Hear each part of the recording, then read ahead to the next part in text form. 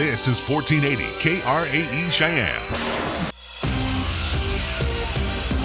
It's time for Wyoming Sports Talk today on KRAE. Here are your hosts, Nick and Larry Proetti. And good afternoon. Welcome to Wyoming Sports Talk today. Thank you to all our fine sponsors. Mondello's Pizzeria at 1507 Stillwater Avenue, Suite D in the Greenway Commons. Joe, beginning his fifth decade in business, Paisan cuisine at its best. And again, Joe, along with his brother, his nephew, and that great staff, remind you, takeout only, so please give them a call at 778-6068. 778-6068. Again, whether you do their pizza, which is still ranked number one in Wyoming, top 10 by the Food Network folks here in the nation. Also, too, you can enjoy their stromboli, their calzones. Their breads are always freshly baked. Again, everything fresh and delicious over at Mondello's. Again, you can't go wrong. Give them a call, 778-6068, Paisan Cuisine at its best. Right across the street is First Tier Bank. They are open Monday through Friday, 1508 Stillwater Avenue.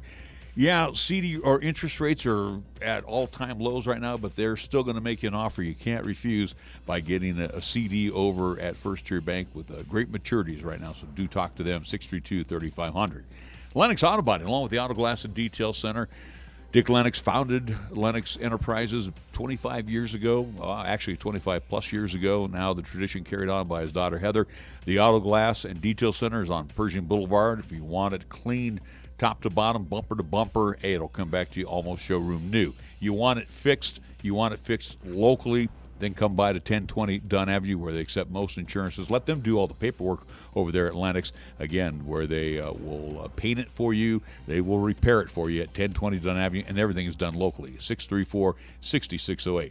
B&B Appliance and TV at 714 Central Avenue. Bruce reminds you, Frigidaire, GE, Maytag, along with Whirlpool Appliances on the main showroom floor. And again, TVs, too. They sell those aplenty over at B&B Appliance and TV, and then they have a service center where they service what they sell. Or if you need their services, please call them at 638-6468.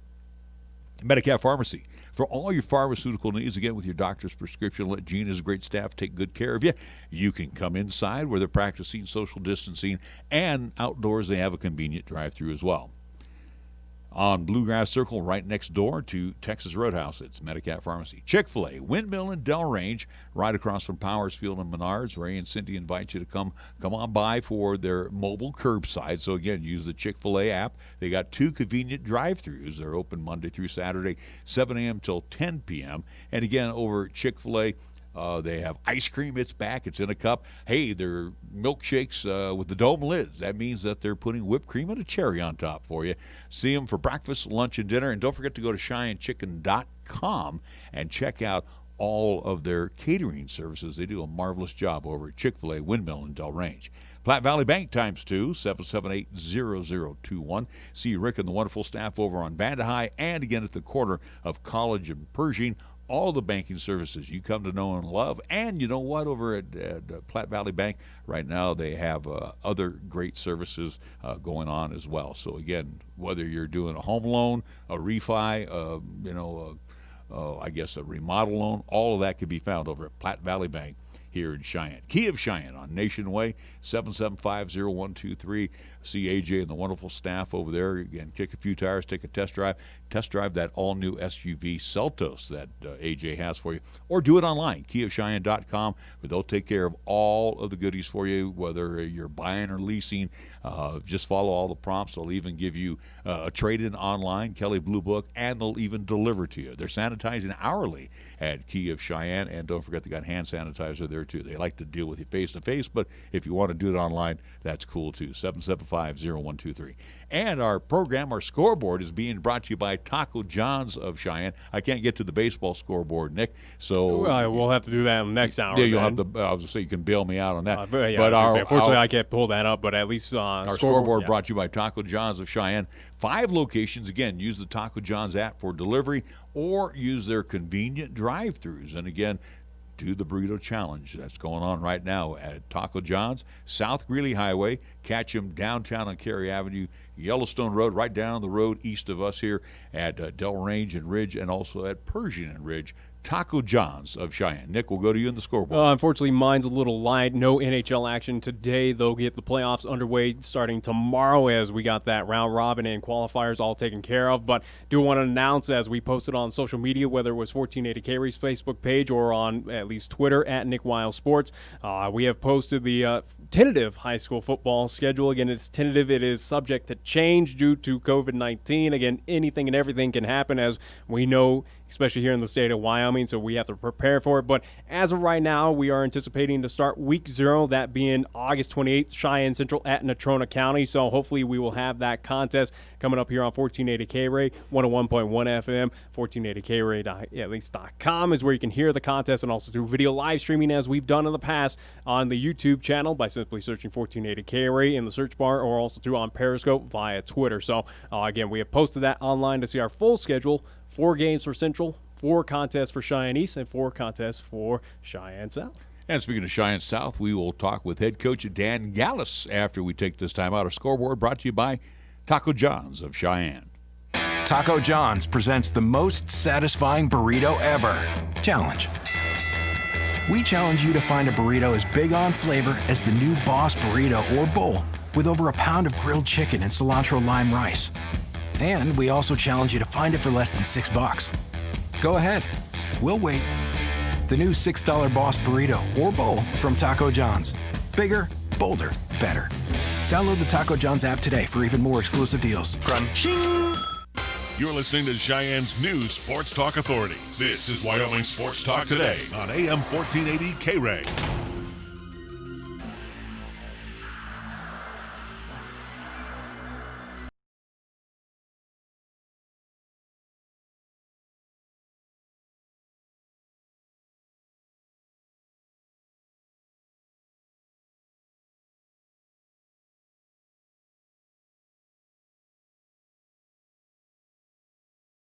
Today, Larry Proetti, along with Nick Proetti, and our special guest, Dan Gallas, head coach at Cheyenne South, who begins his 5th season as the head man. And, Coach, it's day 1. Practice actually happened today. And, again, there's been a lot of fear, and again, there's a lot of questions that have been, thrown out there. But, our neighboring states, Colorado, Nebraska, Utah, we know here in Wyoming, we had day 1, and tell us a little bit about day 1 practice. Well, that's so true. Today was the first day, and we didn't have a postponed date at all. This is the date that it was scheduled from the beginning. Before I go on, thank you for having me, Nick, Larry. I appreciate it. You guys letting us get on, and we had a good day. We thought we had 2 practices. Both of them are shorter. Not real intense, but we had decent numbers, and I was pleased with the numbers, and I was pleased with the way the young men were flying around and trying to learn, trying to listen to what we're asking them to do. So at least we've talked with Chad Goff last week. We talked with Mike Apodaca, and at this point in time, where they were unsure of what the at least what this week was going to look like for practice due to possible opt-outs by parents or students. But as it is day 1 for Cheyenne South, we'll get it from your perspective, Coach, for Cheyenne South. Did we get the full roster you were anticipating out for practice today, or were there some that did not show up? Or just talk about the numbers for South High fighting Bison football. Well, to start with, we had good numbers for what we're used to. We did have some student athletes that were missing, and we're working on trying to find out where they're at, what occurred that they weren't there. I do know that we did have one student athlete that is opting out by family reasons, that he's not going to play because of COVID-19.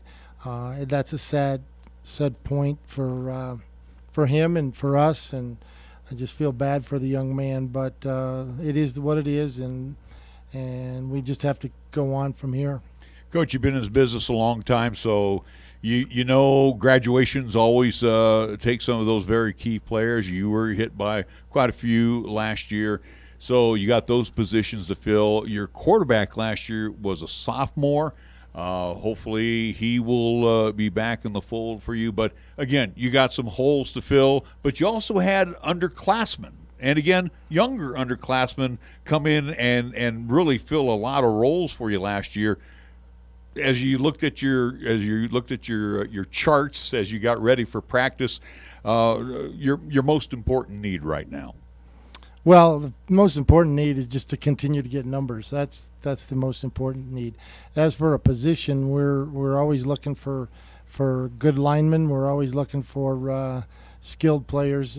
Just in general, we're looking for that. I don't know if we really have a hole that we could nail down and say, man, if we had this one position, we could improve ourselves a great deal. That's probably true in any of the positions, but we feel real good about who has come out. We feel good about that junior class. They're doing a nice job staying together and being cohesive, and the seniors are chiming in with them, and we really like what we're seeing from these upperclassmen. Coach, so let's get a little insight on today's practice over there at Cheyenne Southwark. And we've talked about social distancing, whether it's in the summertime with baseball, looking at what is happening with softball, but also to what's kind of been alluded to with, whether it's Trevor Wilson with the Activities Association, and also to talking with Mike Apodaca and Chad Goff. Was there any hiccups for today's first practice regarding social distancing rules and regulations? I just kind of give us a play-by-play of what today's practice kind of looked like here in the new age of COVID-19. Well, okay. So first of all, we were supposed to be on the field at 8 o'clock. We didn't make that time because we had check-in for the kids to go through, get their temperature taken, go through all the questions, and at the same time, we're not going into the locker rooms. We're staying out of the locker rooms to help keep us from spreading bacteria, viruses, and so on. So there's no in the locker room. And we had to get some helmets passed out. We had to get some travel bags passed out so they have a place to put their belongings when we get on the field. When we get on the field, we set up cones roughly 4 yards away from each other, and then they had their little spot, and I call it a little spot in the world. That's their spot where they go to, and then they have their water there. They have to bring their own water. We're not allowed to provide them water, so we're telling them to bring a couple gallons each to take care of that. We don't want to have any heat exhaustion due to being dehydrated. But we worked through all that, and the good thing is this happened when we left school. It was, what was it, 13th of March? I don't know, somewhere in that vicinity. But these kids are understanding what their role is now, and we've had 5 months since then, and they've had to work through these little protocols, I call them, and so they're doing fine with it. They do cuddle up a little bit, I call it, on the field when they're standing watching, and I keep telling them we have to social distance, spread out, and so it's a learning process. It's a continuation process because we've already been in that setting. During the summer weightlifting, they've had to check in. They've had to wear masks and gloves and so on. So it's not something that's foreign to most of them. The kids that weren't around during the summer, this is brand new to them, but they're learning quick. Coach, like you mentioned, March 12th, 13th was the last day that you actually had live one-on-one contact with your players or your future players. Tell us a little bit how you were able to keep in touch with the South High Fighting Bison football team to get them prepared for coming out for day one. Obviously, we know the computers are the best way to talk to people these days, but tell us a little bit how you regimented them into a training program and to have them ready for day one. Well, as a teacher, I was teaching strength training, and I had to teach it via virtual learning, and I gave them workouts to do, and then they had to go through it and document how they did it and so on. So they're used to that. When we were finally able to open up the weight room and get them back in, it was like, oh man, this is the first indication that things are going to return back to normal. I ran into one of our former players about a half hour ago at the Walmart, and he played for us just last year. And I told him, I just want to give you a hug, but I can't. I miss him, but the same thing is true with these guys that are playing for us now.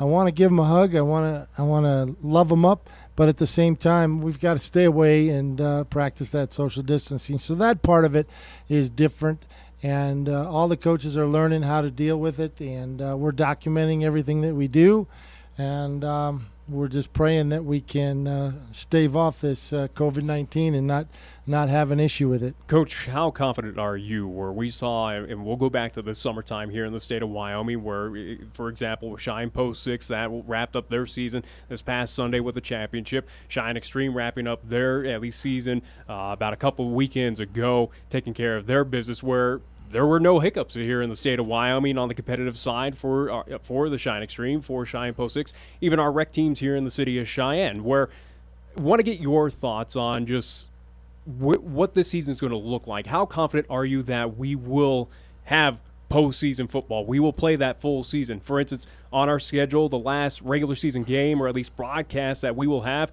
we will be at Cheyenne South with Natrona County coming on down to take you on in that final week of the regular season. How confident are you as of right now that we will have a full finished season here in 2020? Well, right now I'm confident that we'll have practice tomorrow. And as far as being confident that we're going to be able to continue on through the whole season, sure, I'm confident, but I'm also realistic in that the world is different than it ever has been before, at least the perception of the virus and so on is different than we've ever seen before. And what we're going to have to do, we just have to deal with it as it comes. I'd like to say I'm very confident that we're going to play that last game and move into the playoffs, but the realistic part of it tells me I hope so. I guess that's my answer. I really want it to happen, but they don't call me and ask me what do I think.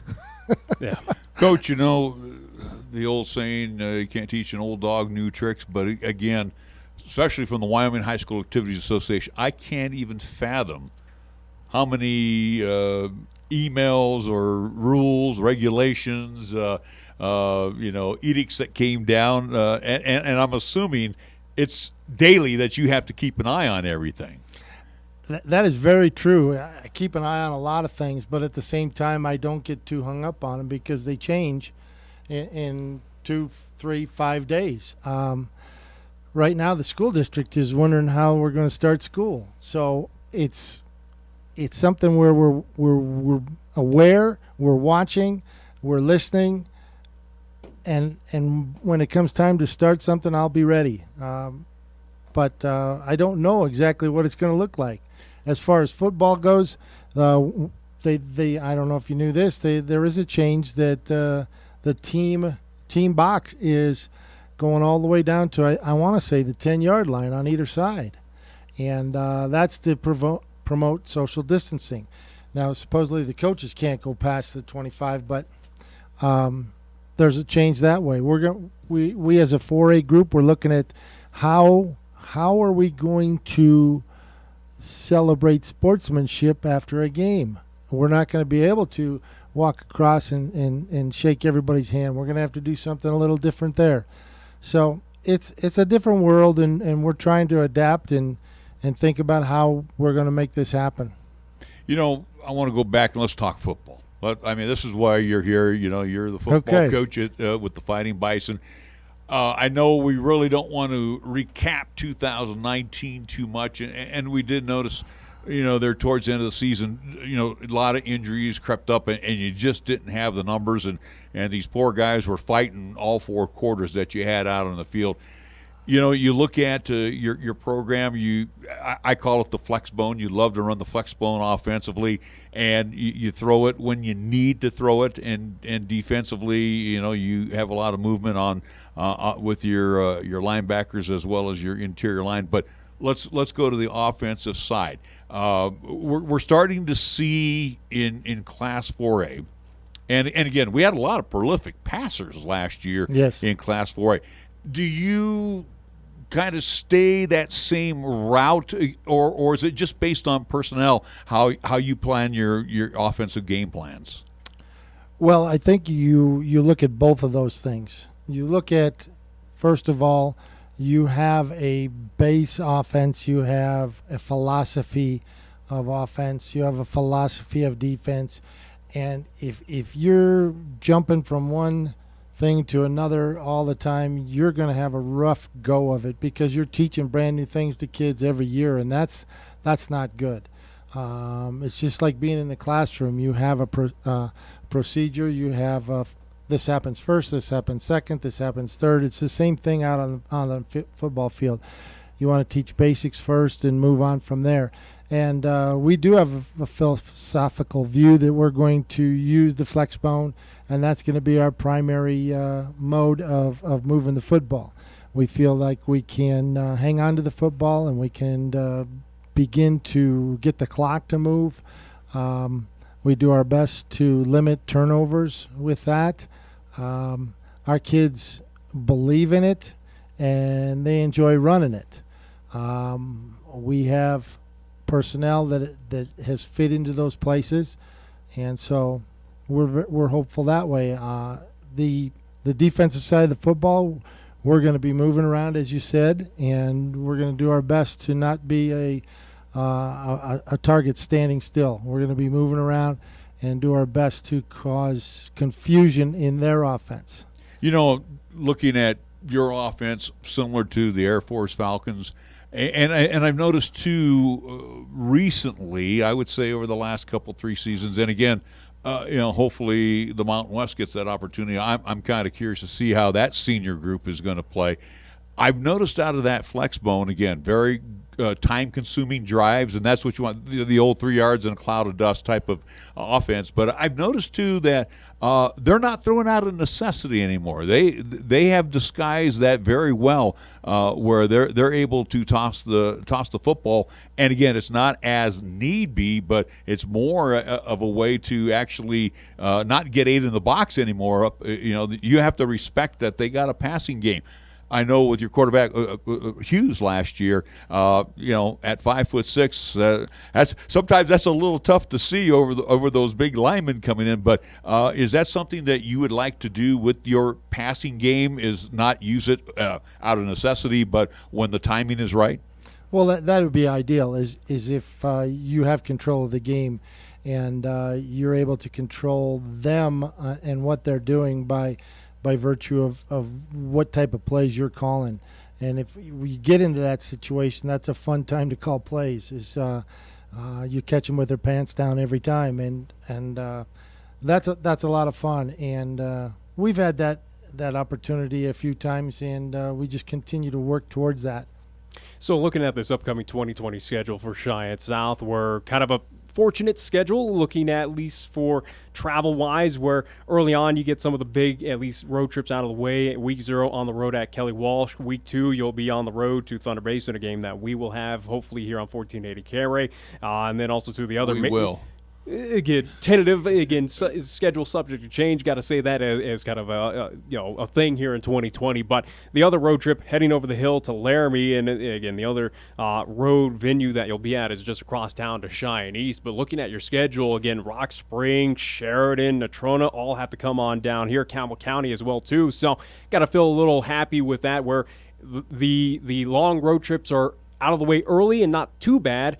But again, you get a lot of those road, at least, advantages coming here to go play at Cheyenne South. Yeah, that is so true. I like the fact that we're not sitting on a bus. And just to go back to the COVID-19 thing, that we don't even know what that's going to look like. Being on a bus with a bunch of kids packed into the bus, I'm not sure how the district wants to handle that. They may end up sending 4 buses. I don't know. They haven't made that decision yet. But I'm glad we're not traveling a lot this year. I don't even think that Laramie is a travel trip. That's like going across Denver. That's not bad at all. So we're pretty fortunate in terms of travel this year. So, Coach, for you in 2020, we've asked, again, the other coaches, whether it's from Pine to, again, Cheyenne East, and now we'll ask you this question of how do we keep the student-athletes focused? You kind of mentioned it early on where kind of keep that mantra of, hey, we got to act right. We got to make sure on and off the field that we're playing this safe if you want to have a season. We don't want a repeat of what happened in March with basketball or the spring sports, but in order to finish out the season and have a season, hey, you got to follow by what I'm saying, what I recommend. How do you keep kind of those student athletes on that focus of the main goal of let's play football, let's finish this season? Well, hopefully they listen to us when we talk to them. Today I made the example of the Florida Marlins. They went out and left and went to some kind of a fair or carnival, and they all come back. 18 of them have the COVID virus, and it shuts them down completely. And I tried to make that point today is, guys, when you leave here, we've got to somewhat quarantine and stay away as best we can. Make sure you're wearing your mask out and about and be safe, because you're a part of this team. And if you contract the virus, you're bringing that virus back to us, and we just got to be very, very careful. Unlike the NHL, who's quarantined the whole league in 2 spots, and they're not having any problems with it. So, Coach, final thought from me, and thank you again for joining us here on Wyoming Sports Talk today. Again, today was day 1 of practice, and you said you had 2-a-days here, start things off. When do you start getting down into business? When do you start getting down into depth charts? And again, basically with your guys, when do you start putting game plans in place? Well, we've been looking at game plans since the end of last season, looking at film, dissecting what other teams are doing, what do we need to do to combat that. We've been looking at that type of thing, and we've got a file on each team, and we're actually working towards that. When do we actually put a game plan in? I suppose it's probably going to be at the end of the second week is when we'll do that. We're still putting in basic formations, basic defensive fronts, defensive coverages. Technique-wise, we're learning that. So in the beginning, we're just staying away from that type of thing. We might line up a defense or an offense when we're working against each other that may have some similarities to our first opponent. But right now, we're not thinking in those terms. We're thinking in COVID terms and trying to get our basics done and keep the kids in an excited mode to where they love being there. I was going to say, how much is COVID going to take away from a practice? Again, the hitting portion, is everything going to be, again, I don't want to use the word touchy-feel, but is everything going to be a walkthrough? I mean, how are you going to approach these type of practices when they're in pads? Well, as I see it right now, and you spoke about pads, another thing we've got to make sure that they're doing is taking their gear home and washing it on a regular basis, and not leaving it in the locker. And so right now they're not even in the locker room at all. Gosh, I miss that ammonia smell, Coach. Yeah, yeah. But we'll start hitting when we're allowed to, and so we'll make sure that we're able to keep that from happening. Sorry about my phone. So we will. We'll go ahead and hit when the time comes. We're going to limit it because just because contact nowadays is something that even the NFL is backing down on. So pretty limited. Yeah. Coach, we wish you all the best again for the upcoming 2020 season. Fingers crossed that we'll be able to get with you at least 4 times this year, and we're excited again to cover South High Fighting Bison football. Dan Gallas joined us here on 1480 KRAE. Thank you for having me. We're back after this timeout. Is the touchscreen on your phone or tablet cracked or broken? Buying a new device could cost up to $1,000. Or you could let the local experts at High West Digital Solutions save you hundreds of dollars. We can replace your touchscreen in as little as a day, and your satisfaction is guaranteed. Visit our website at hwds.com or call 307-245-4333 and speak to a real live human being. High West Digital Solutions, the best choice, the local choice, the right choice for you. August is the time for everyone to keep enjoying their recreational vehicles, and this includes motorcycles. While you're enjoying the summer months, please remember that alcohol was involved in many motorcycle crashes in recent years. 68% of those crashes occurred June through August. Never drink and drive, especially when operating a motorcycle. The life you take or save may be your own. Be responsible. Drunk driving, over the limit, under arrest. Motorists, remember, motorcycles are all around. Paid for by Federal Highway Safety Funds. Capital Lumber is number one in Cheyenne. Are you listening?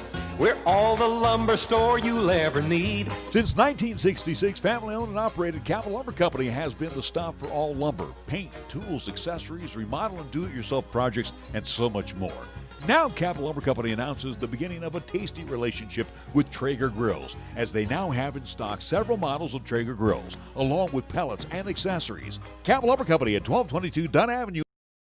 You get everything you want with the new 2020 Kia Forte. AJ Miller here for Kia of Cheyenne. And this sport compact sedan has advanced technology, sleek styling, awesome connectivity, and plenty of space for passengers.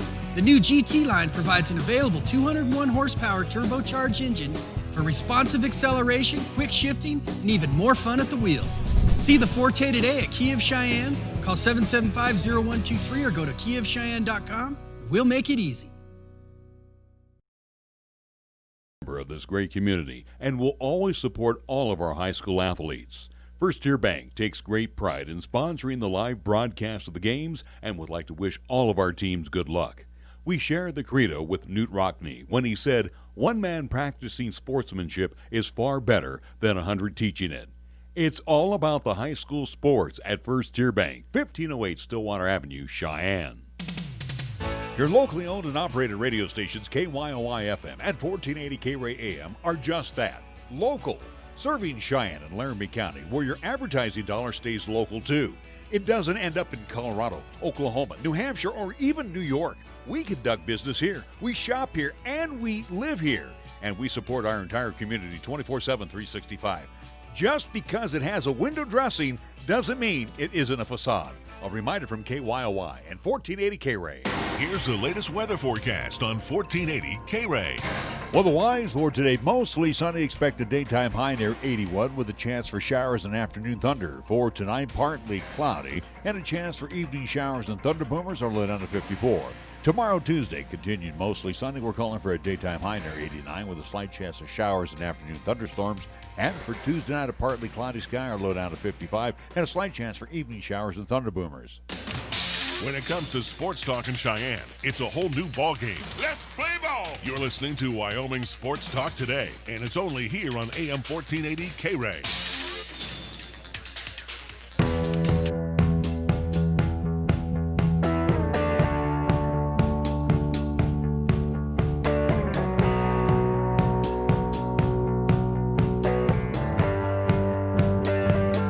Well, summertime has been absolutely wonderful to our teams here in Cheyenne. First with the Cheyenne Extreme state champions, and now we bring on another state champion. Even with COVID-19, nothing has really We changed here in the don't city of need Cheyenne. I'm just saying, though, again, even with a pandemic, Yeah. we still got State titles. champions right here, Yeah. post six. The Sixers skipper joining us. And I think it's fair Thailand. to brag, especially when Well, no, especially and this this, past I'm Sunday. going to beat let that- him have all the fun on this one. We here. beat that heated rival that is Gillette, who was kind of the big bad dogs here of 2020. Well, we're here all about that. But Coach, congratulations on the title number 32 for the city of Cheyenne and Post 6. But as we were talking off air, this is probably when you look back on this, when you walk away from the game, or however long you do this, this will probably be one that is more special than any of those titles that Post 6 has won over the years. Yeah, I mean, this was a fun one, no doubt. And, when you kind of think back of where we started in March, kind of getting about to rev up, get shut back down, starting with practices in groups of 8. I mean, our coaching staff was running 6-7 practices a day trying to get everybody through, and our kids were grinding through that time. And, and then with the weirdness that just happened throughout this season, and Then you go into the state tournament with Gillette being the favorite, and they had beat us 5 out of 6 times in the regular season, and to have our kids kind of rise to that occasion and play their best baseball over this week, I'm so proud of them, and we're excited to bring it home. Well, again, for you, Coach, as we're talking 2020, where early on we had no fans in the stands. We had players out of the dugouts. It was, again, as you talked, it was a wacky start, but here we are. We got through it all, and again, the crowning achievement is bringing home that state title. Where for you as a coach, and again, we've had you in many weeks, just kind of week by week evaluating of where this team's at and what the kind of main goal was. Well, you achieved that goal in what was a bizarro kind of 2020 season. But want to get your thoughts, just kind of that cumulative kind of thought of, we made it, we did it, we got through all this. And also too, again, as COVID-19 is still a thing here in this world, no hiccups there, no one caught the bug, so to speak, throughout this entire season as well. Yeah, no doubt. It's a testament to our leadership and a testament to these kids, and they did all the right things, handled themselves the right way, and we're able to battle through with focus on trying to win and be successful on the field. And we had a heck of a year. We get into that tournament, and the night game against Gillette in Game 3 was everything you would want in a 2 undefeated teams, 2 great programs going at it, and play extra innings, and to find a way to win that game kind of gave us an edge there. And I'm just proud of our guys. We're so excited about the outcome in this one, and we're taking a couple days to enjoy it for sure. And want to quickly recap at least some of the scores from this past weekend out there in Rock Springs, where Wednesday, the lone contest, 10-0, at least a whipping on the Casper Oilers. Did the same thing to Evanston, the Outlaws, on Thursday, which was 14-0. You had some close calls on Friday and Saturday. Gillette, where at least you got the victory in that one, 7-6. 5-4 victory against the Sheridan Troopers on Saturday, and then the culminating at least state championship game against that Gillette team, 8-1 victory there. So again, winning that at least 5 in a row this past weekend out there in Rock Springs. Again, a couple blowouts, but again, some close ones that kind of kept you on the edge of the seat. But you basically, your team was kind of prepared for all this, of what you experienced this past weekend out there in Rock Springs. Yeah, definitely. And really the Casper game in Game 1, we threw Bradley Feeser, who for us is one of our top arms, and that game was a 2-0 game going into the 4th inning, something like that. So it was tight early, and we kind of broke it open on them. But I thought we played outstanding baseball. Gillette's a great baseball team. To beat those guys twice, and Sheridan's a really good baseball team as well. They swept Gillette. About a week before the state tournament started, and played a 5-4 game with those guys. It was huge for us to get that win there as well. So it was fun, man. It was a fun tournament. Coach, you've been involved as a player, an assistant coach for your dad, and now as the head man, the skipper of Post 6. You have a lot of state championships under your belt. Do they get better each and every year? Yeah, absolutely, man. The thing is everyone is so unique. It's so different. I mean, you can talk about each state title, and you could do one at a time and talk about each one for hours, and just all the different things that had to happen and that went well or different in your tournament that year. And I think that's kind of what makes our program special, is we've faced so many different challenges and figured out different ways to overcome those challenges. And it gives us a lot of confidence going into state tournaments, and knowing whatever scenario that we get thrown at us, we've found ways to overcome that before, and we can do it again, and we did that this year. Does this make you lick your chops for next year? Because you've sat on this show here many times saying we're young and don't know, and again, we were going over there and we weren't the favorites, but these young guys are coming back. They're veterans now, and you'll probably welcome a new group of younger guys. But these guys will have at least a year or two under their belts. Do you feel pretty confident going into next season? Yeah, I do. We're capable of returning 16 of our 18 guys that we had on this club, and we're going to lose Nico Vite, who's been just an outstanding stand-up Sixer. I mean, in every way you could be a great Sixer. He's been a great Sixer. He's been a great mentor, a good leader, great competitor.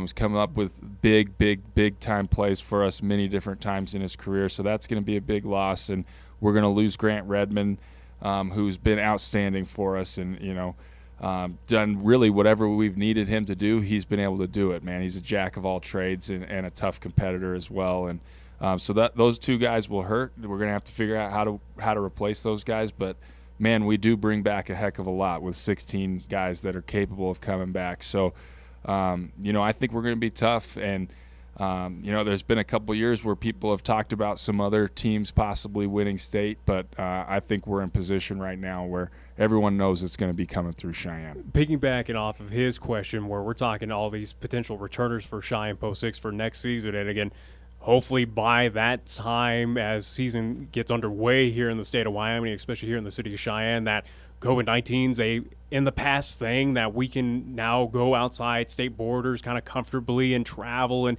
again, it's kind of back to normal, so to speak, for baseball. How aggressive does that, at least basically to kind of put it for you, Coach, of how aggressive do you get with that schedule then where you know what this team did as a young group right now getting a year older, year wiser, year better under your kind of tutelage there at Cheyenne Post 6? How aggressive do you get with the schedule potentially to kind of challenge them of, let's go to California, let's go to Texas, let's go and see those bigger elite teams to, again, get to that end goal of winning an American Legion championship next season? Yeah, that's a great question, man, because, with the COVID stuff this year, it was only really the elite level programs that were playing baseball if you were outside the state of Wyoming. So the people that we played were the best teams around, and we won 51 games this summer, and so that's a heck of a season for this group, especially with how young we were. So we're going to be ultra aggressive. I mean, I feel like we can go play with anybody, and so we're going to try to figure out what are the best events that we can get into, and we want to test ourselves and push ourselves to the highest level we possibly can, and we've got a group that I think can handle that for sure. If I look at you guys on paper, like you said, 16 out of the 18, and again, just the 2 losses, and Grant Redmond again could come in and throw for you. But if I'm an opposing coach right now, I'm looking down this list, and you've got some good arms. I mean, you are going to be blessed with talented arms coming back for 2021. Yeah, no doubt. We have the ability for 2 guys to come back from college that are going to pitch in college, so that'll be huge. If you have 2 college arms, that's a big deal for a Legion baseball program. And then outside of that, we have a lot of guys that have pitched this year and done extremely well. Bradley Feeser is, in my opinion, he's one of the most talented pitchers in this region. As a freshman, what he was able to do, he's got some interest from the Pac-12 and some different places that are calling on him right now already. And, Coulter McAnally, his performance out of the bullpen in that night game, the way he was throwing the baseball was extremely impressive. And, he's got some guys that are looking at him. And then, we'll have some older versions of some of the guys that we've had before, and I just have so much confidence in everyone. Trenton Rodriguez was outstanding for us this year, double-digit wins guy for us, led us in wins with 10, and Ty Lobmeyer. I mean, I can go all the way down the list. We're going to have a great staff, and it's going to be fun to be a part of that. We'll be able to keep ourselves pretty much in every ball game for the most part, and we're excited about that. How huge was that? As you allude to, Bradley Feeser getting that look at Pac-12 schools and other players are moving on to that kind of collegiate level, or at least getting those looks. But here we are in the state of Wyoming, especially with Cheyenne Post 6, where all eyes to watch kind of high school baseball. We're out in this kind of part of the world, especially here in the state of Wyoming, where we had kind of, again, an almost full season where we've been in action since at least the month of May. How big was it, again, you as a head coach, getting those phone calls, getting those inquiries about your players? How crucial was 2020 to kind of be that spotlight to showcase what the talent is out here in the state of Wyoming, especially here in the city of Cheyenne? Yeah, it was huge. Mostly for the development of these guys. I mean, we've got some guys that can go on and play at the next level and play this game at a high level, and to lose out on a full season without getting the development and the experience of playing in these games, that's detrimental to your career at that point. So that was huge. And then, the next piece about us being in the spotlight a little bit, I think that was important. A lot of people were talking about baseball in Wyoming, and The NCAA, the Division I and Division II levels weren't allowed to go out and recruit and travel. So a lot of that, the looks we got were really more of word of mouth. But there's a lot of junior college guys that have been out and seen us play, and those guys are all connected to each other. So when they see a guy, it gets around. And, our guys just have worked extremely hard and put themselves in position to kind of get some of this notoriety, and we're excited about that. Well, and I got a couple of friends that are scouts, and again, too, with the no baseball during the high school season, again, it's just, Legion baseball. This is where you basically got to, sell these young men. And I know a lot of the players have gone the junior college route, usually would be Colby, and maybe will go down into Arizona. But I think with Nick's question, as I try to follow that up as well, too, you look ahead towards 2021. Do you anticipate, especially with all of the games we got under our belt, possibly all the games you're going to plan for next year, that we will see more of collegiate scouts coming here into the state of Wyoming, or most notably Cheyenne? Yeah, I really do. I really do. I'd be shocked if we didn't have some big-time Division I schools that are coming into our area to take a look at some of these guys. There's been times in this history of this program where general manager of the Boston Red Sox is flying into Cheyenne Regional Airport, and so we got some guys that potentially could kind of get some of that type of look, and I'm hopeful that the word will get out about most of our guys, and we're going to get some opportunities to showcase ourselves a little bit, and I expect big things in the future from Cheyenne Post 6 and some of these players. Well, Coach, again, state champions once again, where last year, again, we saw what happened. We're opting out to go compete in the Connie Mac. So, again, that's kind of an omitted year for Cheyenne Post 6 in the state tourney. But, again, back at it, another championship, at least 32nd title in Post 6 history. What's kind of on the radar for you right now, Coach, where you got a vacation plan? What's the offseason look like right now? Have you, at this point in time, have you had a chance to kind of reflect back on what was 2020 right now?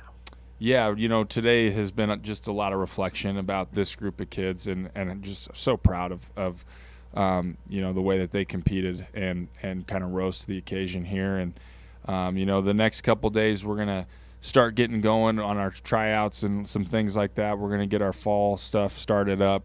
It looks like the state of Colorado probably is not going to play high school football, so that's going to open up fall baseball in the state of Colorado to be ramped up a little bit. And so it's going to give us some more opportunity to have more people to play and get that going. So that could be good for our program for sure. Guys that are considering taking that route and playing this fall, we'll have a good schedule for them. And we'll run that into October probably, and then shut her down for a little while, and then start revving back up in March. So we're excited about it. So regarding that, and that kind of brings up an interesting question, where we saw on the football side, and knowing that they shifted everything to springtime down there in high school athletics, including baseball, football, all that have been all shifted. Does that leave the opportunity for Cheyenne Post 6 to open their arms, or at least get those inquiries from Colorado players throughout the entire state to come, hey, if you got a fall ball plan and they want to be a part of a prestigious program, hey, sure, come on up and we'll let you try out for Cheyenne Post 6? Or is it kind of keeping it to Laramie County, City of Cheyenne? What's kind of the deal with that, Coach? Yeah, so in our fall, we usually run that program through the Wyco facility. Our jerseys are Wyco. It's not Post 6. It's a separate entity there.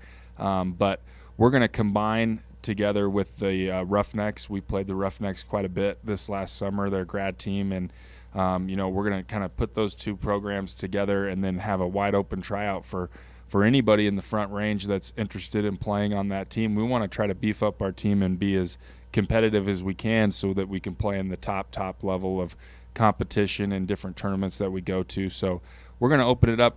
Wyoming kids, we've had some Laramie guys, we've had some Casper guys, we've even had a Gillette guy, and so we're going to open it up. Anybody that's interested, we're going to have that tryout on Friday at 5 p.m. at Powers, and we'll have the Roughnecks guys there and our guys there, and try to put together the most competitive team we can, and then go play and enjoy a good fall. What do you look at as a fall league schedule? How many games? yeah, you're looking at about 35 games, probably somewhere 30 to 40, somewhere in that range. And for a guy, that maybe didn't start every single day during the summer, you can get an extra 150 at bats, and you can get extra innings in on the mound, and just try to finish off your season where you get the full exposure and experience. It's really huge for our guys that are going to be seniors that have just entered their senior year, guys that are unsigned looking for a place to go. Colleges, their real time of going and signing guys is in the fall of that senior year. So if you're unsigned, a guy like Keldon Hastings comes to mind. I mean, if he comes and does this fall, this is a great opportunity for him to go get his scholarship, and a lot of different guys that are in that position. So we're excited about that. I think we'll have a good team, and it should be fun. Coach, I know you more opportunities, more chance for baseball. Again, can't argue against that. So, Coach, I know you have a busy schedule. We appreciate you stopping by. Absolutely. Congratulations on the 32nd state title for Post 6, and again, it's a very sweet one this year. Congratulations. Looking forward to more coverage of Post 6 coming up in 2021. Thank you guys for covering us this summer. I appreciate it, man. Ty Lain joined us here on 1480 KRAE. We will take a timeout. We'll be right back. B&B Appliance and TV has been your locally owned appliance store. Not only do we offer several major brands, we also service what we sell. And we have the largest parts department in Laramie County. Next time you're in a big box store, just ask to see their parts and service department. Then come visit the appliance experts at B&B Appliance and TV, 714 Central Avenue. Best brands, hometown service. When you say Mondello Pizzeria, think authentic Italian. When you say Mondello Pizzeria, think made fresh from scratch. When you say Mondello Pizzeria, think great pizza, delicious Philly cheesesteak, superb hot and cold Italian sandwiches, meatballs, sausage, and special subs, calzones, crisp salads, and great service. When you say Mondello's Pizzeria, think unmatched Italian taste. Mondello's Pizzeria, 1507 Stillwater Avenue, your only true Italian stop for lunch or dinner. Are you looking for a pharmacist who will actually take the time to talk to you? Then come to Medicap Pharmacy. We're dedicated to healthcare only, which means we'll fill your prescription quickly, and then we'll make time to listen, answer your questions, explain your prescriptions, and tell you about possible drug interactions. Medicap Pharmacy will always make time for you. Medicap Pharmacy, 1947 Bluegrass Circle, next to Texas Roadhouse in Cheyenne. Or call 635-3712.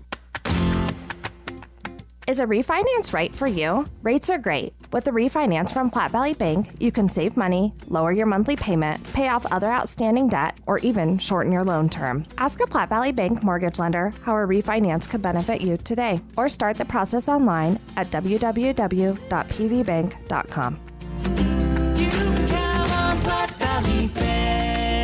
Platte Valley Bank, member FDIC, equal housing lender. All loans subject to credit approval. Certain restrictions may apply. When you are dealing with the Coin Shop to buy, sell, or trade your gold, silver, or other precious metals, you will be met with honesty, fairness, knowledge, and exceptional customer service. The Coin Shop has been serving Cheyenne since 1982 and is a respected member of our community. Call David today at 778-7196 to meet privately or visit during regular business hours, Monday through Friday, 9 to 5 p.m. The Coin Shop, a dealer you can trust, 510 West 16th Street.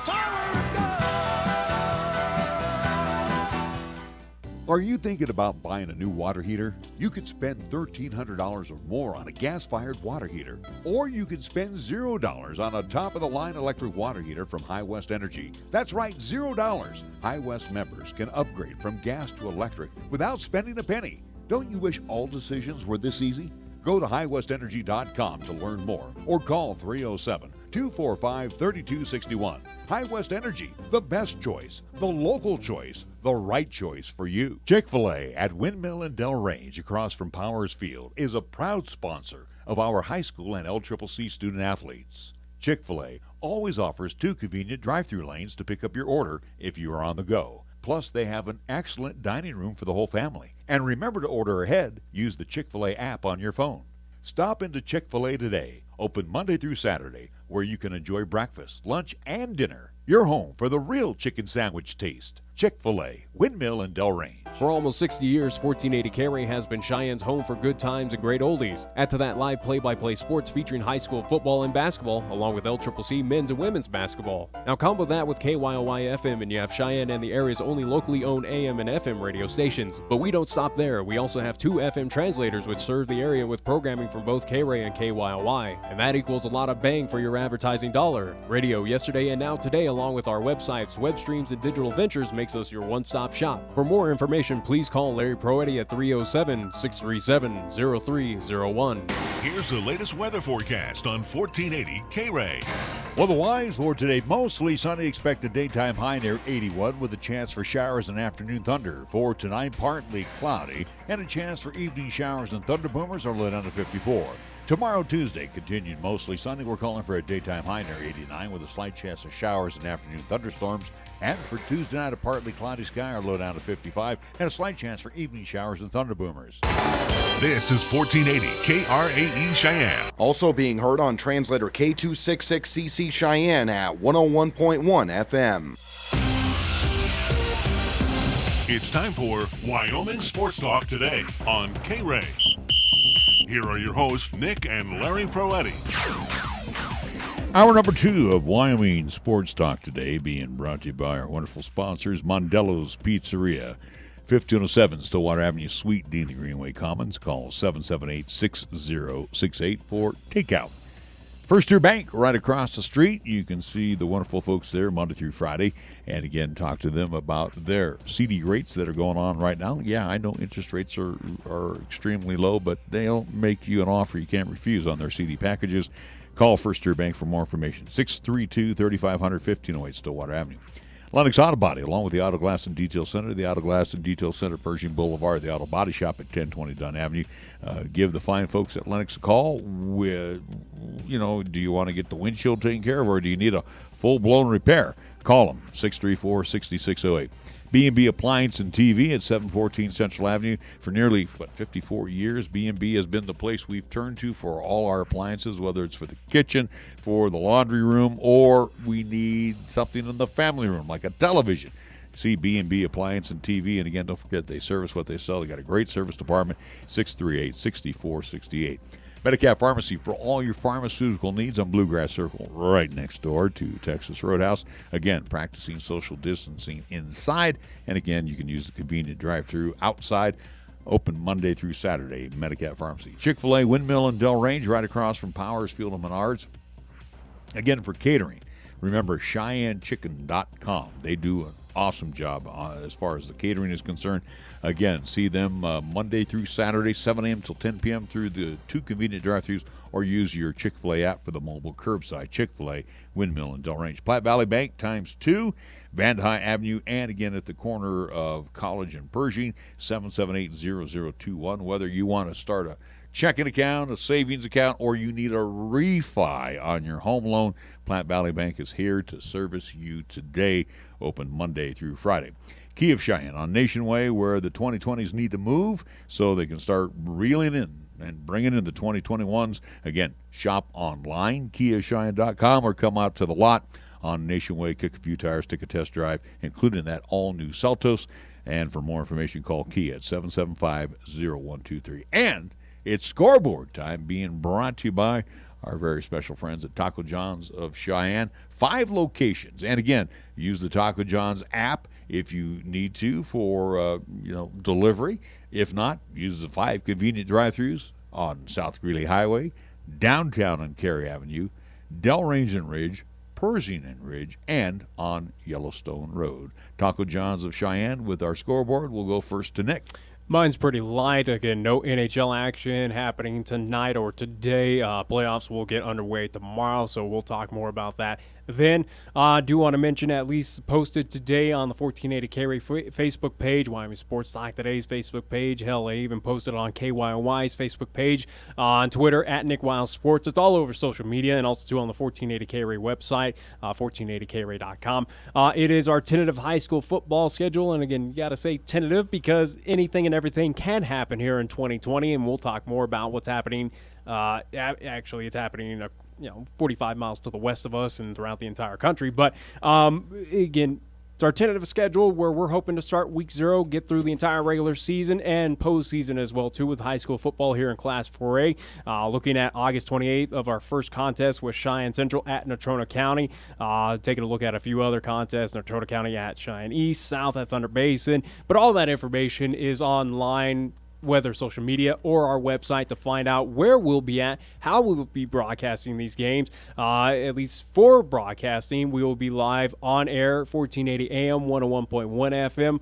Also, to 1480KRAE.com is where you can hear the contest. Video live streaming, as always. We will continue that this season, and hopefully we'll all be fine. But, again, that will be on the 1480KRAE YouTube channel by simply searching for 1480KRAE, and also to Periscope via Twitter, again, as I mentioned, at Nick Wiles Sports. So, again, our tentative, subject to change high school football schedule is live, and this is hopefully the schedule we will fully complete here in 2020. Major League Baseball, I have Madison Bumgarner as the 6th pitcher to go on the injured list today. The Arizona Diamondbacks hurler, who is 0-3 in the season, that's 56 pitchers on the IL for non-COVID reasons through the first 18 days of the season. So yet another one falls.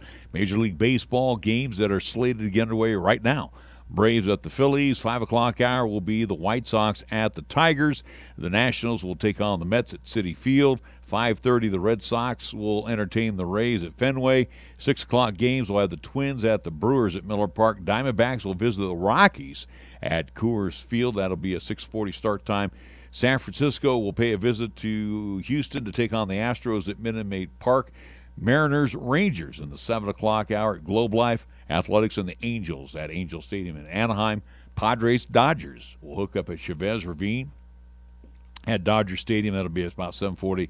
And already wiped out are the Pirates and the Cardinals at Busch. Moving on to the NBA, the National Butthead Association. Let's see what they got going on here in Kissimmee, Florida. Game's already playing. The Suns have defeated the Thunder today. Final score 128-101. Again, they're still completing the regular season. Mavericks over the Jazz 122-114 at the ESPN Wide World of Sports Complex in Kissimmee. 4:30 will be the Raptors taking on the Bucks. Pacers and the Heat at 6 p.m. Nuggets tonight in action. They have a date with the Lakers at 7 p.m. Our scoreboard brought to you by Taco John's of Cheyenne. Taco John's presents the most satisfying burrito ever. Challenge. We challenge you to find a burrito as big on flavor as the new Boss Burrito or Bowl, with over a pound of grilled chicken and cilantro lime rice. And we also challenge you to find it for less than $6. Go ahead. We'll wait. The new $6 Boss Burrito or Bowl from Taco John's. Bigger, bolder, better. Download the Taco John's app today for even more exclusive deals. Crunching! Here the season never ends. From Wyoming sports to the Broncos in Denver. From Rockies baseball to talking hoops with Nuggets basketball. Local, regional, and national. This is Wyoming Sports Talk Today, right here on AM 1480 KRAE.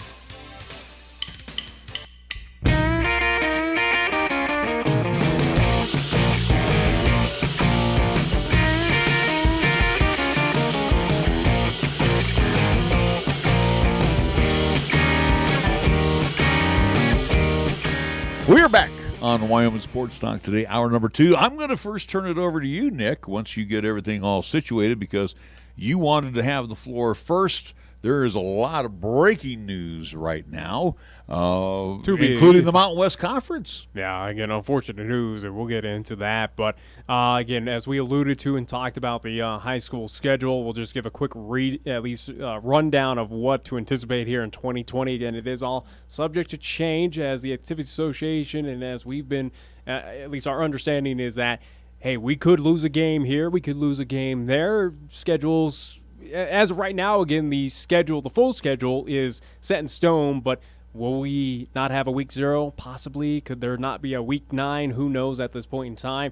But as of right now, if everything is to go smooth sailing here in the state of Wyoming, which, again, we're anticipating that it will. But week 0, August 28th, we'll be on the road at Natrona County to see the Mustangs, who will host Cheyenne Central. That will be week 0, so our first contest here on 1480 KRAE. Week 1, again, game number 2, September 4th, Natrona County will see that same Mustangs team travel on down to see Cheyenne East, the the Thunderbirds. So a big-time rivalry kind of matchup right there between those two. Looking forward to that. September 11th, Cheyenne South will travel up to Thunder Basin to see the Bolts. September 18th, Thunder Basin will travel down here to see the Central High Indians over at Risky Field. September 25th, how about these same Indians? They will go over to Cheyenne South to see the Fighting Bison. Then we will see that same South team as they travel over to Cheyenne East. That will be October 2nd. August 9th, how about the crosstown, the old school rival between Cheyenne East and Cheyenne Central. Central will be hosting that game at Risky Field. And then to round out the regular season, at least broadcast season for us on the football side, October 16th, Casper Kelly Walsh will travel down here to Cheyenne East to see the Thunderbirds. And then the last contest that we'll have tentative on our broadcast schedule to keep everyone, at least basically how I have it set up, is that all 3 high schools will have 4 games, at least equal coverage this season. October 23rd in Natrona County, we will see that Mustangs team 3 times this year. They will travel back down to the city of Cheyenne to go play at Cheyenne South. All right. And then the playoffs afterwards, and, yeah, we'll go from there. We'll get into college football and a lot of breaking news. Now, again, here's the latest that has come in. A rare heart condition that could be linked with the coronavirus is fueling concern among Power 5 conferences administrators about the viability of college sports this fall. Myocarditis inflammation of the heart muscle has been found in at least 5 Big Ten conference athletes and among several other athletes in other conferences, according to 2 sources with knowledge of athletes' medical care. The condition is usually caused by a viral infection, including those that cause the common cold, H1N1 influenza, or mononucleosis. Left undiagnosed and untreated, it can cause heart damage and sudden cardiac arrest, which can be fatal. It is a rare condition, but the COVID-19 virus has been linked with myocarditis with a higher frequency than other viruses based on limited studies and anecdotal evidence since the start of the pandemic. So again, it is something that, as we're seeing across the NCAA, we're announcing today, or at least it's coming across that it looks like Big Ten is opted out to play this season, at least football. It sounds like that conference is done. It looked like Pac-12 was going to follow suit as well, too. They'll meet tomorrow. Yeah, again, they'll meet tomorrow. So far, the only guarantees that came out earlier today was the ACC, and I do believe the SEC saying, hey, we're pushing forward. Despite all this, we're going to continue having football. So same with the Big 12. I think the Big 12 also, too, basically said, hey, we're going to push forward. So It is the NCAA. It is these conferences kind of erring on the side of caution. I get it. Again, where the percentage is not high, it's not a guaranteed thing, but it's not worth the risk, so to speak. Right. It is about the student athletes, again, their health and their well-being. Where instead of risking it, hey, instead we're gonna just basically say, we're not the cause of this, and we're not the reason why you got this if there is a sudden outbreak in these conference games or throughout this entire football season. But, right now it's a very interesting kind of divisive time, whether in the country, kind of on the political side, but now in NCAA football where you're seeing it, where you have these conferences who about a week ago said, yeah, we're playing, except for conference games, here's our scheduling, and this is how we go forward, to now today where it seems like there is no guarantee that there's going to be college football at all. The latest domino to fall, the Mountain West. Yeah. It's postponing its fall sports season because of concerns surrounding the coronavirus pandemic. League presidents met this afternoon to finalize the decision. Stadium First is reporting this move. The Mountain West is the second FBS conference to postpone football and other fall sports, joining the Mid-American Conference, which voted to do so Saturday morning.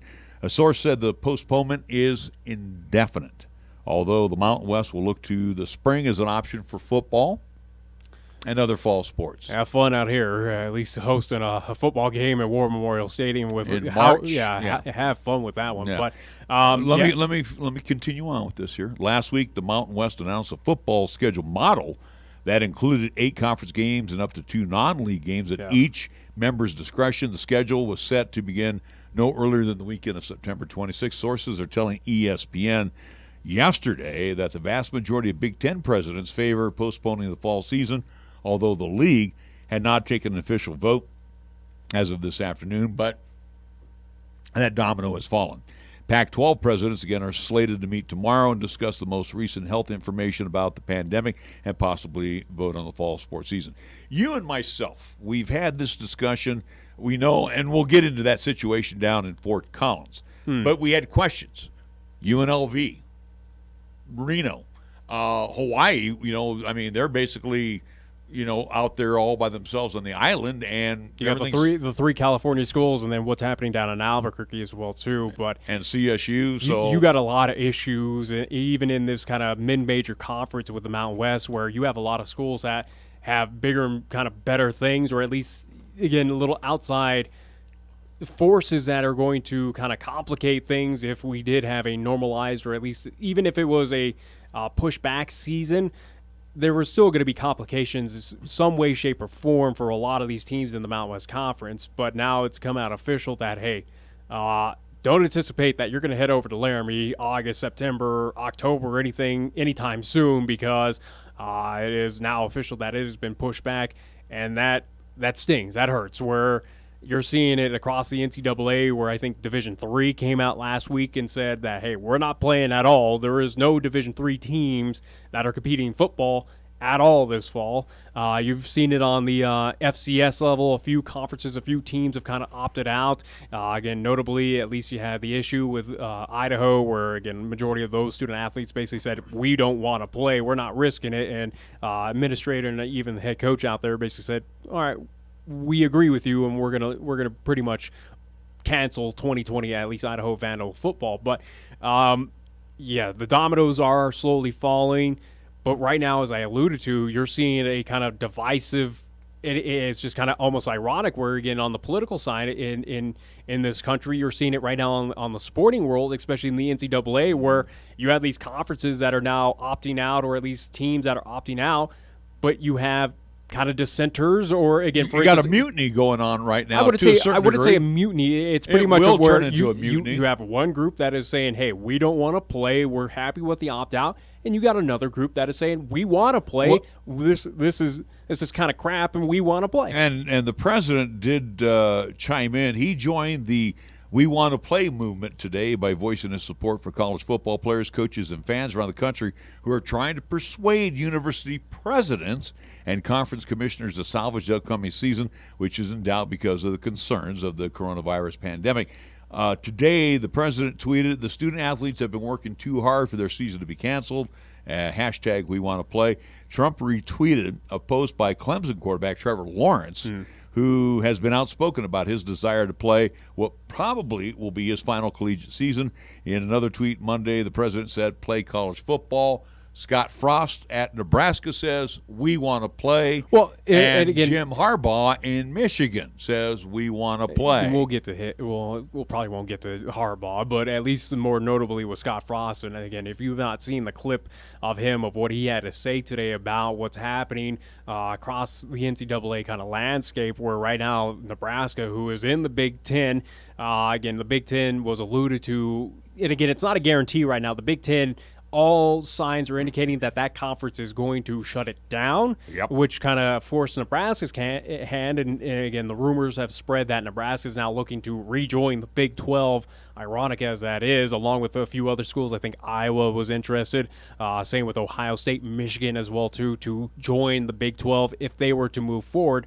But Scott Frost had an interesting kind of take on everything, along with saying, hey, we want to play. We want to get out there. The student athletes deserve to have this season. He also, too, had, in my thought, was an interesting point of saying it doesn't matter what we do with these student athletes if we put them on the gridiron or send them home. They're still at risk no matter what to catch this virus. And if anything, it would be better to keep them here on campus where we can make sure that they're provided the best care that they can get and not have to worry about them if they go back home or whatever may happen to them throughout the entire country, again, wherever Nebraska is recruiting from or where these recruits are coming in from. But, again, it was kind of an interesting take of they run the risk no matter whether on the gridiron or at home, as we're seeing how viral this virus is across this entire globe, that it's probably best, or at least it makes more sense, to keep them on the campus where we can keep a close eye on them, give them those daily tests and those checks, and make sure that they are healthy in the best way. And again, as all these universities, and even hell on the local side here in the state of Wyoming, city of Cheyenne, with East, Central, and South, they're doing the best that they can to make sure that every single one, social distancing, wearing the mask, having those checks, and are as healthy as can be. Again, I thought it was. You're not going to get any argument. I thought it was a valid point by Scott Frost. We're saying it doesn't matter where we're putting these athletes at. You're running the same risk. So why not just go forward with it? And also, too, why not go forward where we're confident that we can make sure that these student athletes are as healthy as can be by the things that we have implemented to make sure that we have the season. So let me ask you this question, and I'm not being goofy here. Is this being staged as political during this election year by these university presidents and commissioners? No, I don't know. Because I think honestly of what it is. Do I think it's a political thing? Not necessarily. Do I think it's more so that these conferences are just opting out with the new potential risk of COVID-19, or at least just the generalized risk of it, where, again, these schools, these conferences, the NCAA, it's all a business. It's all money. It's all about revenue. That's all it is. Mm-hmm. And again, the Big Ten, the SEC, the Mountain West Conference can say, hey, it's all about the student athletes. But we honestly, again, don't lie to us, because, again, it's about money. It's about the revenue. So what you're saying is during springtime, let's just say for argument's sake 2021 spring, and let's say we have football at UW. By then, we're out of the COVID pandemic, and everybody can go to a Wyoming Cowboy football game. I don't know what you're alluding to, but I'm more so talking about where. No, I'm talking about the monies. That's what I'm talking about. You know, these stadiums can't be filled up right now, Nick. So, you know, for example, Ohio State. Yeah. If Ohio State's playing football, they only can do 25 to 30, 40,000 fans. And some colleges have already come out and said, yeah, we're not having any fans, so we're just, again, playing in an empty venue. So that's what I'm saying. Are they pushing this back on? And I don't say on purpose, but are they pushing it back because maybe by springtime we may be out of the pandemic and the doors and the gates are open? Yeah, it could be a little bit of that, where it is the financial reasons of, all right, let's push it back to where, hey, it's a more normalized kind of world, and COVID-19's kind of in the past. Again, as it's been alluded that this is just one big wave. We're not having multiple waves of this thing. It's one big crash. We're in it, and eventually it's going to go away. That makes more sense to me of why these conferences could be pushing it back, just due to the fact of, hey, let's push it back so we can get fans to fill those stadiums, to bring revenue into these programs, or at least into these universities. Because, again, at this point in time, and we talked about it for multiple weeks now, there's no way in hell you can have bowl games, postseason bowl games. There's no way. You cannot hold a national championship game due to the fact that those polls are going to be so inconsistent, where you're playing only conference games. There's no way that anything could be valid for a postseason here in 2020 as of right now, of how things are set up. But on top of everything as well, too, regarding these conferences and regarding these schools, they also, too, don't want to at least face the retribution, or at least the backlash of, if X player on X team of X university were unfortunately to pass away from this thing, which, again, there's a small chance that a player could, again, as you take the numbers and the amount of student athletes are not even in just FBS level, but FCS, Division II, Division III. You've got a lot of athletes. That's a lot of numbers and a lot of potential where you could have that one singleized death that I don't think a conference, a school, the NCAA is not willing to afford at this point in time. They don't want that on their heads. And as a business like that, I don't think they want that on their hands, where we were responsible for this player to at least pass away due to playing football or contracted the virus some way, shape, how, by playing football this season at X university. Well, and again, too, let's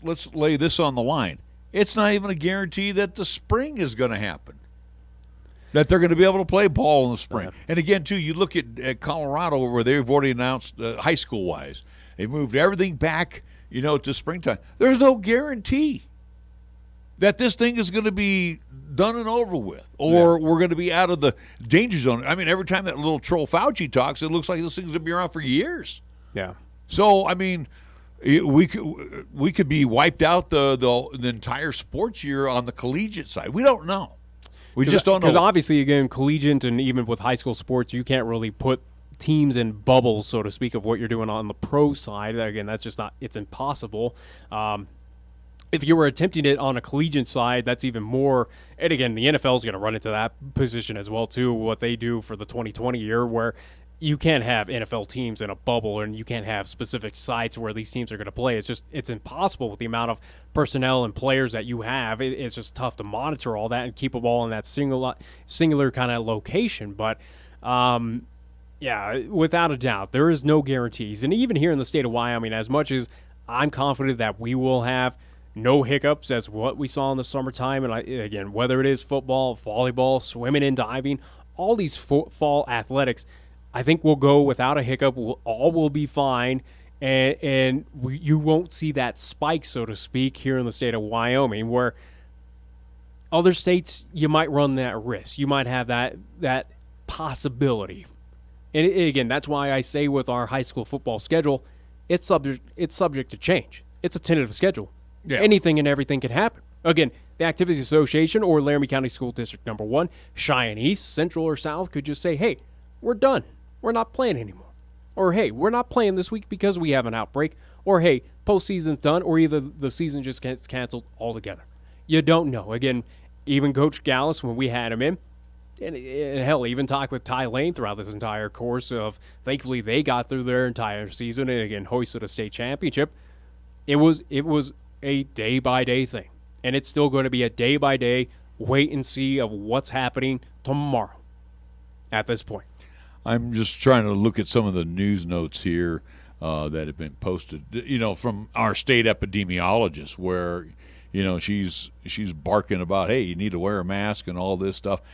I think we have done pretty good in this state, Nick, as far as look what we just got done with.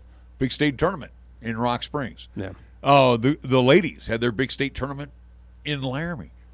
I again, don't think there's any more active cases. And even outside of the sports world here in the state of Wyoming, we've had other gatherings, whether it's here in town of the summertime kind of activities downtown, the Frontier Nights or whatever the hell was going on when Frontier Day was supposed to happen. Again, we've had tourists in, we've had it's been like normal life, but again, we haven't been hit as hard as the rest of the nation, thankfully. And I wholeheartedly believe once we get into the football season, if we do have fans and stands, which I think we still will, I think that's a reality that we will have fans and stands. It's just how many will be allowed is to be determined.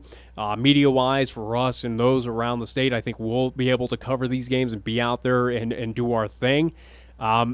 With all that being said, I think here in the state of Wyoming, we are very fortunate of what the state is and how less populated it is and how spread out we are, that things can go normally, or at least normal-ish, that we won't have hiccups like everywhere else possibly run. Well, and I'm glad that we are doing all of this stuff now. But where was it? And again, Coach Gallas and I are about, he may be a couple, 3 years older than me, but where was all of this concern back in the 70s when swine flu came out and H1N1? And, I mean, we go right down the list of all of these, diseases. I mean, here's our state epidemiologist. This is what she recommends, and she's not too happy right now with the state. She says, people who think Wyoming school health orders are insidious make me sad. Well, she's saying here, as schools begin to reopen, it's important for people to remember these 3 recommendations that they've issued to prevent the spread of the illness. Stay home when sick. Gee, hasn't that been in play for a long time? Isn't that like common knowledge? Practice social distancing and using face masks when social distancing is not possible. And again, the face mask thing where we go back a couple months ago where, hey, the CDC came out and said, this doesn't really protect you, so there's no point. And obviously there's been at least it found out, or at least there was an excuse of why they did that. So those masks were at least unavailable for healthcare workers when it was like supposed to be at the height of the peak of COVID-19 months ago. But I think what you're seeing, where again I talk about the beauty of technology and just how connected we are in this world, where again we could see what happened in the events of what happened this past week or weekend out in Lebanon with Beirut, of what happened there, where in the past it would probably have taken time, or at least you wouldn't have gotten the angles or the understanding of what happened out there, is what we're seeing probably with the COVID-19, where what these conferences are now talking about, this this heart-related issue potential with COVID-19. Again, the information is so out there, so available. Not saying it's necessarily true or right. Again, that's kind of the issue we're running into is this correct? Are we pushing out facts that are incorrect, or what's really going on? But I think that's what you're seeing right now, is that I can understand of, hey, this person's dealing with it in California, or what they're going through, or I can see the stats of what California is, Texas, Florida, New York, all these other states, how cases are evolving, how death rates are evolving.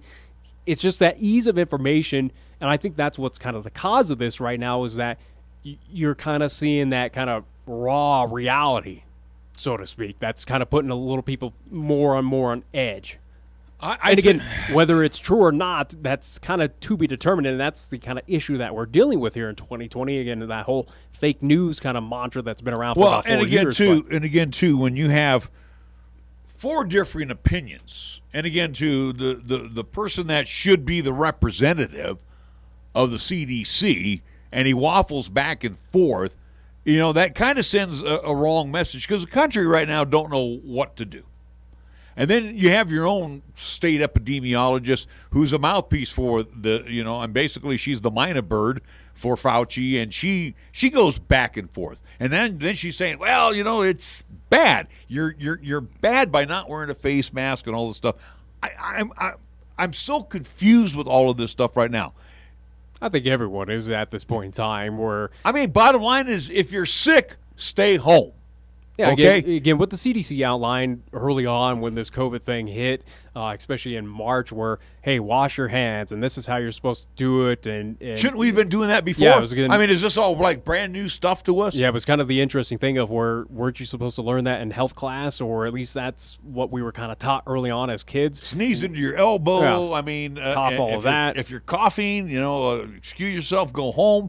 It's like we're being re-educated on being sick. For kids, that's kind of understandable, because, again, kids are kind of that anomaly. They're going to do their kind of own thing. But for adults, where those CDC outlines were out there, it's like, yeah, you probably already should have done this. This should be nothing new to folks out there. But, again, not everyone's the same, and everyone's going to do their own thing, and how they approach life is up to them. But, again, regarding the sports world, and especially what you're seeing on collegiate football, again, the access of information, the ease of information, the studies, the percentages, blah, blah, blah, blah, blah. Again, it is erring on the side of caution, is plain and simple. I think of what the Big Ten and the Mountain West Conference and all these teams and schools and conferences that are opting out this season, it's pretty much of erring on the side of caution, maybe waiting for that revenue stream to be there in the springtime or at a later date where we can get fans in those stands, or at least feel comfortable to put fans, and again, in the Power 5 conferences all the way to the mid-majors to even the FCS levels with the Big Sky schools, including down there. But are they planning to close these institutions as well? I don't know. Athletics, if you're worried about athletics and everybody getting sick and social distancing, you maybe want to close the dorms down. Well, I think a lot of them are probably going to do that. Of where today is the virtual learning, and again, I think that's the reality. I think this Fauci clown has just basically killed the country. But again, it is. You're going off of opinions and possible facts, and you're that's going all off the sky is falling too, and the sky is not falling, Nick. You and I know that. And everybody's, again, at this point, who knows what to believe at this point? Well, again, let's look at our own piece of heaven. I got to call Wyoming a piece of heaven right now. How many games did you go to at the Post 6? Quite a few, right? Yeah. They were practicing social distancing to a certain degree. To a certain degree. But the bottom line is, did you get sick? No, I haven't gotten sick. Does not mean I came in contact with it or anything like that. You're in the open air. I'm thinking you want to breathe the fresh air. That's got to be good for you. It's like me. I take a morning walk. Do I worry about COVID? No, I don't put a mask on. I walk. Well, yeah, that's just stupid. No, but I'm just saying. I mean, this, like I said, I'm just kind of confused. We keep belly aching about how bad this is, but it's not bad in our part of the world. Why is it not bad in our part of the world? Because of all the open space we have? And the less population, yeah. And less population? Well, I can live with that. But again, we're looking at football players. We're just talking with Coach here. They're all being tested, right? They're temperature checked. Again, let's be clear about that. They're not being tested like what you're seeing on the pro level where, again, they're getting the swab or whatever the hell they're doing. No, it's those symptom checks. But like Coach Gallas said, I'm telling my kids, hey, you got to self-quarantine yourselves. Practice, take your pads home, wash them, and pretty much stay out of trouble. Not like the Florida Marlins did. They went out to a fair. Miami Marlins. I mean, the Miami Marlins. They went out to a fair or carnival and came back sick. And they have the right to do that. Again, they're adults. They can make that decision. And the MLB didn't put those teams in a bubble, and then they paid for it. Granted, Miami right now is one of the better teams, or at least percentage-wise, in the MLB, where they're at. I think they're still, as of right now, leading the NL East. But it's I don't know. It's just nuts. And I'm sorry. I'm sorry, folks. Canceling this or suspending it, postponing it.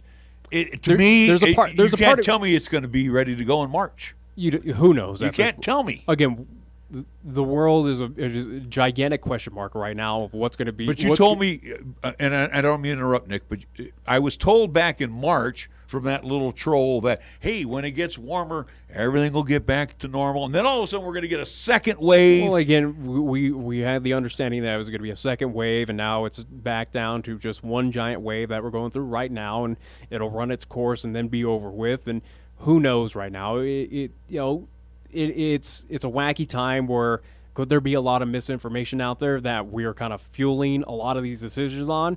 Yeah, there's a possibility without a doubt. Again, with how ease of access of information there is, whether it's Twitter, Facebook, however, even TikTok, whatever it may be, again, it's going to be out there. Eyeballs are going to be seen upon that. Now, whether it's true or if someone's making up a lie or a situation, again, it's to be determined. It kind of goes and ties into what you're seeing down in Fort Collins right now with the CSU Rams and especially the football program, where you have allegations right now with testing protocols, silencing athletes, also to a bit of at least it seems like racist allegations as well too with coaching staff down there, where you've had, at least according to the Coloradan and news sources down there, where they're saying, hey, we had anonymous players, a handful of anonymous players come to us and say, hey, this is happening. But on the other hand, you had social media with some of those current athletes there at CSU, football players that came out and said, yeah, no, none of that's even true. You're completely making up a story, or you're trying to start something. Why is this here? This is completely false. Who do you believe? Well, it sounds to me like you're saying the media. The media seems to be more the cry wolf. I'm just saying, though, we live in that time where right now, what do you believe right now? Do you side with what is happening down with the Coloradan in the media, saying, yeah, this is true, those allegations are a real thing, and we got to take it seriously? And again, CSU is taking it seriously. Joe Parker basically said we are investigating, and also too for the football program, it's been suspended indefinitely right now. It's pretty much on pause until they get this investigation cleared up down there in Fort Collins to figure out what is really happening on the inside. If it comes out that that is not true, again, it kind of adds more fuel to that fire right now of who else is making up stuff. Could these conferences be making up those, that heart issue, so to speak? They're inflating the numbers. Yeah, who knows? Who really knows right now? It is a interesting time that we live in with the ease of access of information that we have, where, again, you don't have that kind of fact-check tool out there to kind of keep people accountable for not putting out incorrect or false information, which then kind of domino effects. Well, you said it, though. You said it. A lot of these problems right now are caused by the 24/7 media, who are not doing their bias anymore. There's no more bias in the media. Sorry. And I'm embarrassed to say I'm in this business, and I've been in this business 40-plus years. The second thing is we're not journalists. Well, but we still report, and we report when we have the facts. Yeah.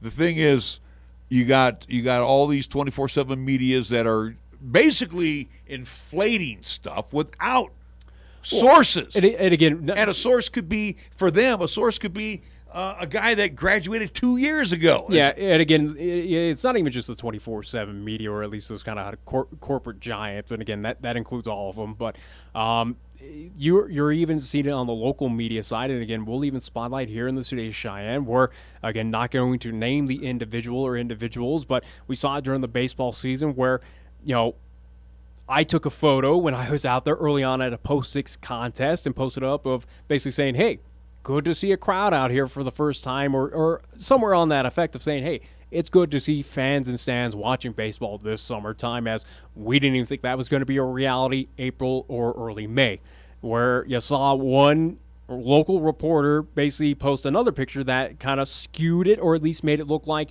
hey, those fans were kind of clumped up and it wasn't social distancing and, trying to kind of cause something that wasn't necessarily there, so to speak. And then you saw others kind of use my photo as a representation of saying, no, that's incorrect. Look how much spacing there is. Look at what people are doing. What you're trying to make as reality is completely false, and you're trying to spin it in a specific way. And again, we've seen it even here on the local side. Yeah, and they can't figure out why they're folding up shop. I mean, what are they down to now? 5 days here locally, down in Denver. They lost a big one here a few years back, the Rocky Mountains. The state of Wyoming right now, at least on the newspaper side of things, is Casper's down to 5 days. I'm just saying it's the first state in the country's history that no longer has a weekly daily paper that does not print all 7 days, due to the fact that, again, with the Boomerang, with the Tribune Eagle, with the Casper Star Tribune, again, you're down to now 5 days, or again, not the full 7 days a week printing for them. But again, it's media in general. And not saying all media. There's just some folks out there, and again, it's kind of... It's all media. No, you have to clump in newspaper, radio, television. All right. And social. You're taking it in a different context. No, I'm not. No, I understand what you're saying. I'm going one step further. I'm just saying you can't say it's all media, but it is some individuals in these media outlets, whether it is TV, radio, so, again, whether it is blogging, whether it is newspaper, there's some individuals that are trying to push that narrative in a different direction, or at least trying to push what is not the actual reality. And again, we've seen it here on the local side in multiple ways. And does that mean that the rest of the country is immune to it, or does not happen? No. Again, you got to face the facts and the reality that it's there.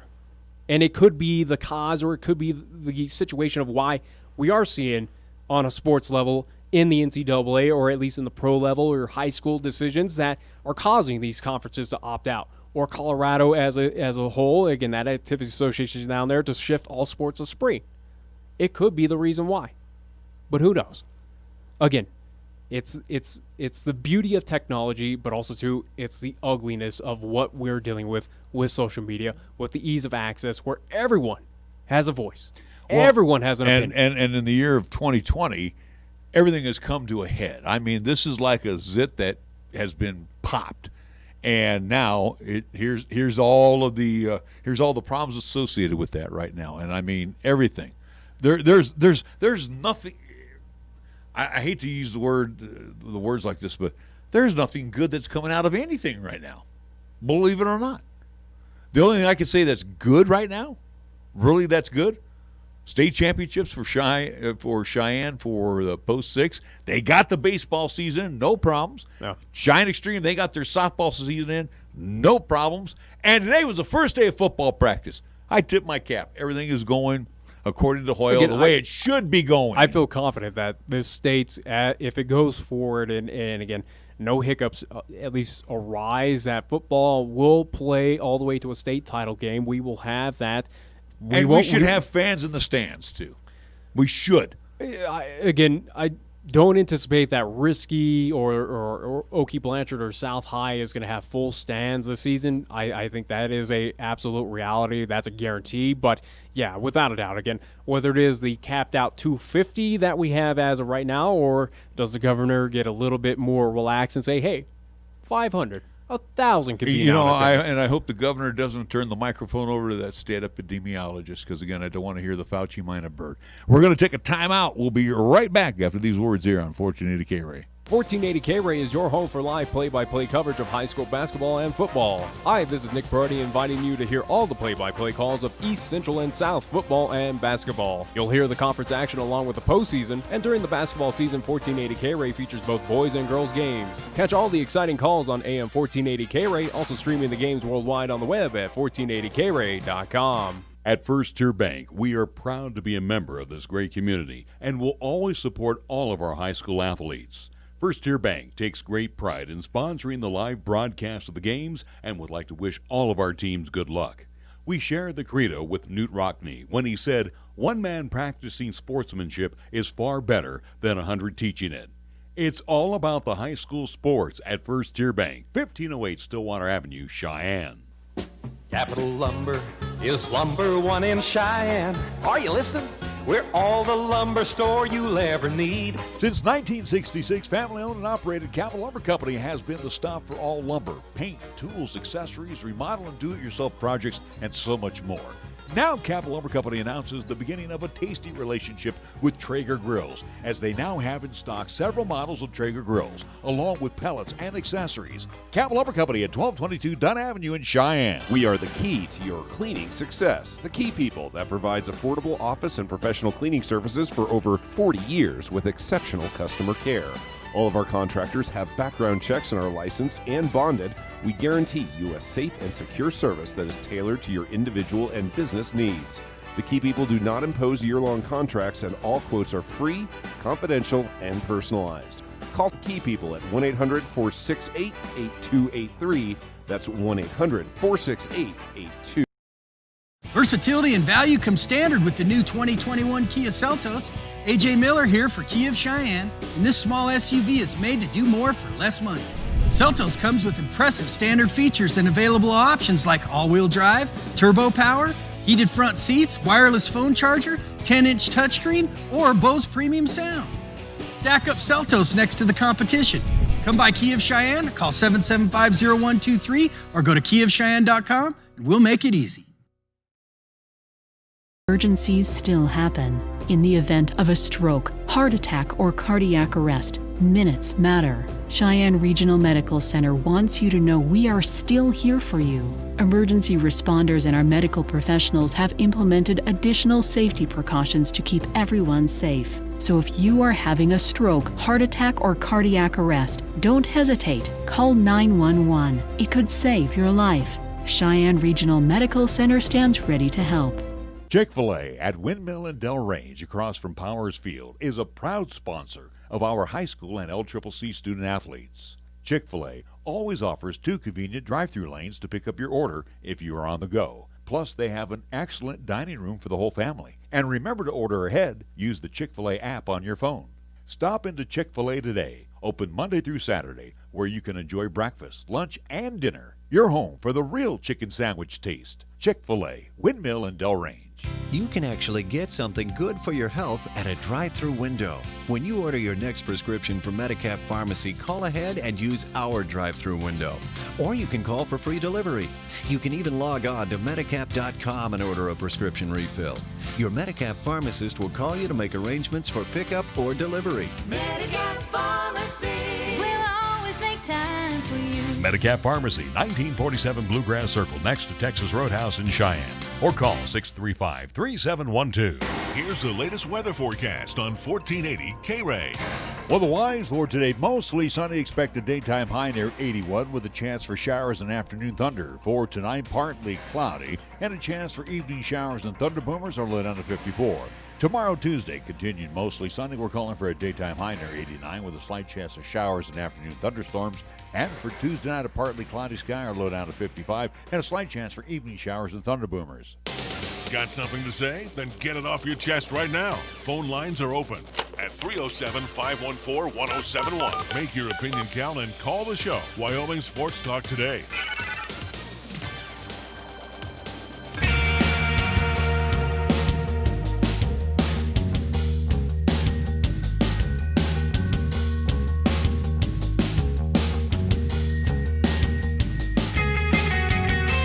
We'll have one more break before the top of the hour. I do want to remind you, coming up tonight, it will be our Golden Age of Radio Theater, Gunsmoke times 2 from 8 until 9, and the Railroad Hour times 2 from 9 until 10. So, again, here's where Nick and myself are going to disagree, and that's fine, because, again, we come from different politics, and that's Nick's choice. I avoid all that just in general. Well, and again, too, I'm tired. Matter of fact, the other night I told you Herschel Walker speaking about what's going on in the NBA, and you just blew it off. I said, you should listen to this. I'm not saying anything is wrong of what he had to say. It's like it's his all right, well, anyway, here's where I'm driving at. As far as I'm concerned, baseball, kiss my arse. NBA, definitely kiss my arse. You want to watch football? Not in the NFL. I'm not going to watch any of this. I'm done with it. Hockey's getting close.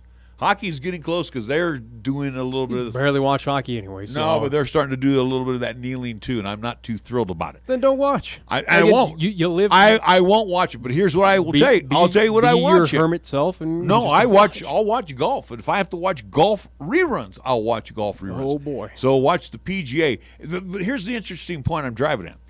Colin Morikawa won the PGA Championship. It was played at the TPC Harding Park in San Francisco. I'm shocked as hell that Governor Newsom allowed him to even have the tournament there for 4 days. Now, again, there's probably some sort of revenue or money. It was crowdless. Well, yeah. But I think the PGA already outlined that, there's not going to be a crowd, but they will have. And again, obviously, golf is one of the easiest social distancing sports on the planet. So that makes sense. And again, why it happened in San Francisco, or at least in the Bay Area, would not doubt it. There was probably a little chunk of change that went back into the state of California, or at least into that area. So it is what it is. So. Anyway, going back to Colin Morikawa, he's a former Cal grad from Berkeley.